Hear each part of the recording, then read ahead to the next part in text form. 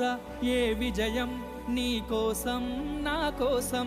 ఎటు పోదురా నువ్వు చేసిన కష్టం ఎప్పటికైనా సొంతం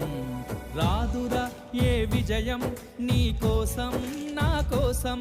ఎటు పోదురా నువ్వు చేసిన కష్టం ఎప్పటికైనా సొంతం కాలంతో పయనించే వాడికి కాలిది ఏముంది